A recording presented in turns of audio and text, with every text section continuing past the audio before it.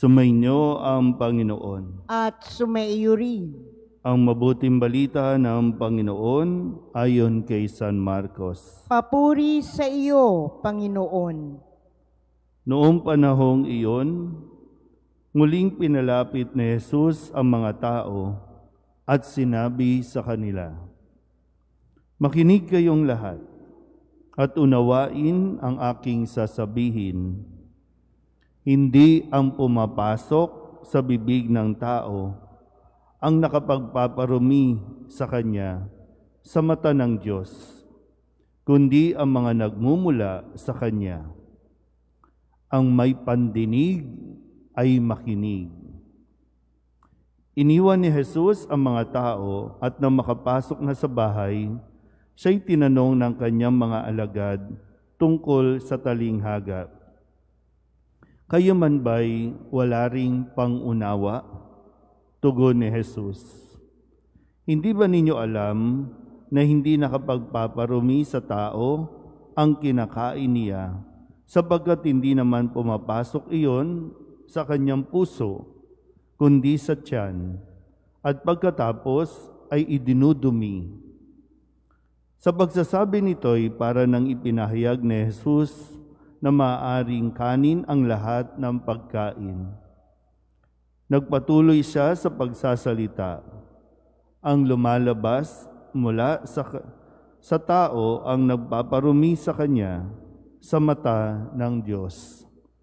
Sapagkat sa loob, sa puso ng tao, nagmumula ang masasamang isipang nag-uudyok sa kanya na makiapid, magnakaw, pumatay, mangalunya, mag-imbot, at gumawa ng lahat ng kabuktutan tulad ng pagdaraya, kahalayan, pagkainggit, paninirampuri, kapalaluan, at kahangalan.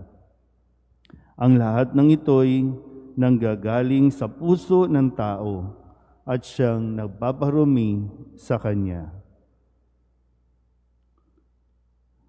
Ang mabuting balita ng Panginoon. Pinupuri ka namin, Panginoong Hesukristo. Isang magandang umaga po sa inyong lahat. Ngayon po ay Miyerkules ng ika-5 linggo sa karaniwang panahon, at sa linggong ito, narinig natin sa unang pagbasa sa aklat ng Henesis, ang simula na ang lahat ng bagay sa mundong ito ay ginawa ng Diyos na mabuti. Mula sa kalikasan hanggang sa tao, ginawa niya itong mabuti. At sabi nga po na siya ay nasiyahan nang ito ay kanyang likain. Inihanda din ang sanlibutan, ang mundong ito, para din sa tao, para pangalagaan ng tao, linangin ng tao, para din naman sa ikabubuti ng tao. Kaya nga sinabi, binigyan na ng Diyos na lahat ay pwede niyang kainin, maliban lamang sa puno, doon sa hardin ng puno ng nakakaalam ng mabuti at masama. So yung kapangyarihan ng pangangalaga sa kalikasan ay nasa tao. Pero ano na nga ba ang nangyayari sa paglipas ng panahon? Ang tao ay patuloy na naging ganid, patuloy na naging sakim, naging mapang-abuso sa mga ipinagkatiwala sa kanya ng Diyos.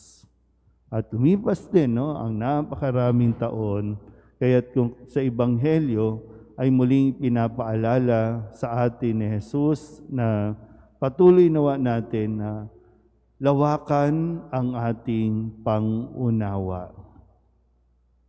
Mahirap po kasi yung mamuhay tayo ng pagiging rigid. Yung bang lahat na lang ay nakikita mong hindi tama. At dahil doon, inaakusahan natin ang bawat isa na makasalanan. Na dito, itinatama ni Jesus itong mga pariseyong ito na patuloy na naninita sa kanila sa dami ng kanilang ipinapatupad at sinusunod na mga kautusan na gawa ng tao. So, bakit ko nasabing rigid masyado?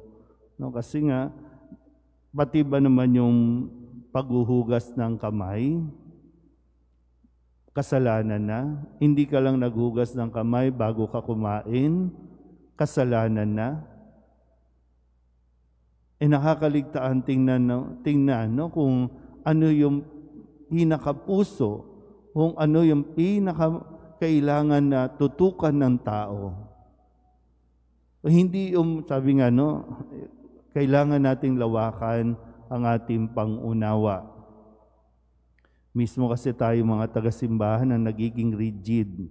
At dahil rigid na tayo, nagiging mapanghusga tayo sa mga tao. Pero tayo yung madasalin, tayo ang mga nakakaalam ng lahat ng nobina o nobinaryo, mga dasal, lahat yan sa ulo natin. Pero kung kailan naman sa ulo na natin itong mga ito, tayo ang mas nagiging pinakamapanita, pinakamapanghusga sa mga taong wala rin namang alam sa mga ginagawa natin. Na para bang napakalinis natin at napakabanal na natin at ang tingin natin sa iba, napakarumi, napakamakasalanan. Muli, no, paanyaya ni Jesus, lawakan natin ang ating pangunawa. Yung ito ang sinasabi niya, no, hindi ang mga pumapasok, kundi yung nanggagaling sa Kanya, yung lumalabas sa Kanya. Yung nasa puso niya, yung iniisip niya, yung lumalabas sa bibig niya. Yun ang nagpaparumi sa tao sa paningin ng Diyos. Huwag natin masyadong tutukan at pagkaabalahan na maging maganda tayo sa paningin ng mga tao. Kasi pwedeng halimbawa po, no, sa puntong ito ng ating yung kalagayan natin sa ating bansa dahil nagsimula na, no, ng opisyal, no, yung pangangampanya. At lahat, no, kailangan unawain natin ng mabuti yung lumalabas sa tao, yung nanggagaling sa tao. Kasi sa paningin natin, pwedeng napakabait naman ng mga ito kasi pumupunta na sila, pinupuntahan ka na, at namimigay sila ng kung ano-anong mga regalo. Pero yung intensyon, ano yung nilalaman? Bakit ka namimigay? Sa paningin ng tao, okay, para maging maganda ako sa paningin nila, mabait ako sa paningin nila. Pero alam ng Diyos kung ano ang dahilan nito. Alam ng Diyos kung anong nilalaman ng ating puso.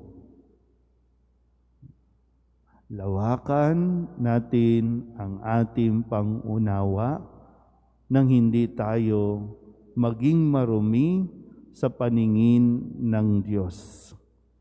Lawakan natin ang ating pangunawa nang sa ganon, hindi tayo mahulog sa bitag na maging mapanghusga. Kaya nawa, no, sa ating pong mga pagdiriwang, lagi po nating tandaan, no, ang gabay natin sa araw-araw ng ating mga ginagawa, iniisip at sinasabi ay ang salita ng Diyos. Ito ang tutulong sa atin para tayo maging malinis sa mata ng Diyos. Amen.